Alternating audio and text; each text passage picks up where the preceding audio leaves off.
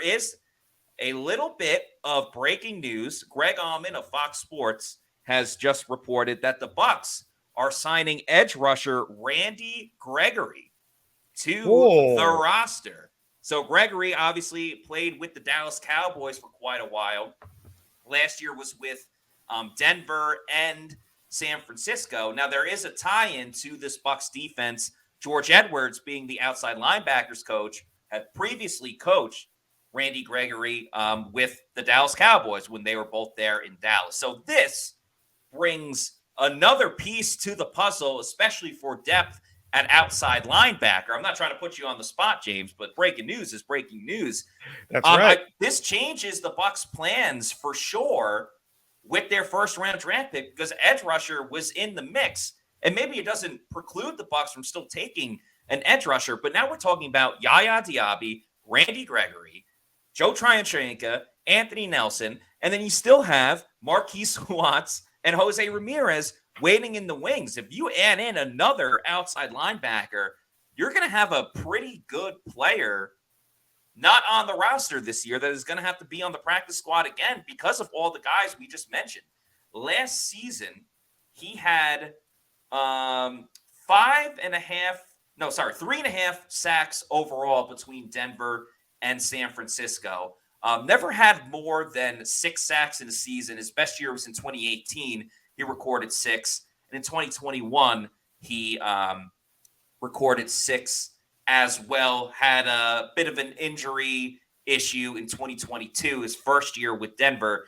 But now gets a new opportunity playing with a coach he's familiar with in George Edwards and brings another piece to Tampa Bay. As far as edge rusher goes, we obviously don't know the financials just yet. It came out. But if this is a cheap veteran deal, veteran minimum, or something that's not too overly inexpensive, I think it's a good idea to bring in a veteran edge rusher that maybe that's all he does. Maybe only Randy Gregory comes in on third down. He can pin his ears back, get after the quarterback, only have him focus on one job.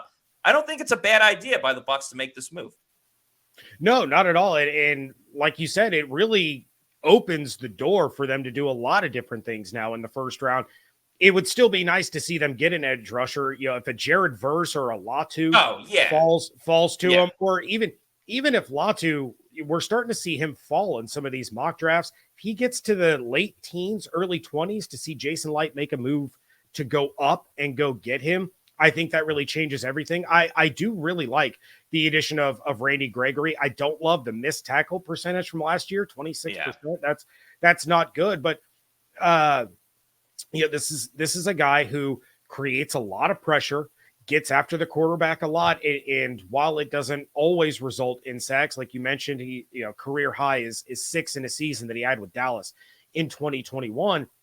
He is a guy that takes away a lot of the focus for the opposing offense. They have to account for him, or he will make them pay. So now, if you have him lining up opposite of Yaya Diaby, coming off of a very impressive rookie campaign when he really didn't even play all that much, now all of a sudden it's pick your poison. Do we have to make sure that our focus is on Gregory and make sure he doesn't get to the quarterback, or do we focus on the young guy and then let Gregory go one-on-one with whoever he's up against? It just really opens up a lot of options. And it goes back to our conversation earlier about Joe Tryanchenko. Now, all of a sudden, you don't have to rely on him as much to be that depth guy at edge rusher should someone suffer an injury, because now Gregory's in the mix. You still have Yaya. You have Anthony Nelson. You mentioned Watts. You mentioned I just had Jose Ramirez. Oh, Jose Ramirez. Yeah.